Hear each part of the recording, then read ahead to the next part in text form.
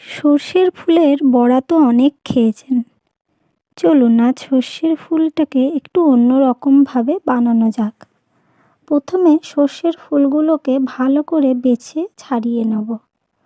তারপরে ভালো করে জল দিয়ে সর্ষের ফুলগুলোকে এইভাবে ধুয়ে নেব। সর্ষের ফুল ধুয়ে নেওয়া হয়ে গেলে অল্প পরিমাণ চিংড়ি মাছ কেটে নেব। আপনারা যদি চিংড়ি মাছ ছাড়া করতে চান তাহলে সেটাও করতে পারেন। চিংড়ি মাছ ছাড়া এর টেস্ট একই থাকে। চিংড়ি মাছগুলো কাটা হয়ে গেলে অল্প করে ভেজে নেব। এবার চিংড়ি মাছগুলো ভাজা হয়ে গেলে সেই তেলের মধ্যেই সর্ষের ফুলগুলোকে দিয়ে দেব অল্প পরিমাণ নুন। হালকা করে ভেজে নেব।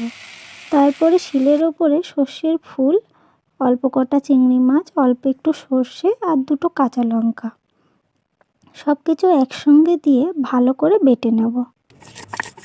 মাথায় রাখতে হবে সর্ষের ফুলটা বেশি ভাজা যাবে না, তাহলে এর ঔষধি গুণ নষ্ট হয়ে যাবে। এবার অল্প পরিমাণ কাঁচা সর্ষের তেল দিয়ে মেখে নিয়ে গরম ভাতে পরিবেশন করতে হবে। এটি একটি মহা ঔষধ, তা হয়তো অনেকেই জানেন না, তাই এটি আজ থেকেই খাওয়া শুরু করে দিন।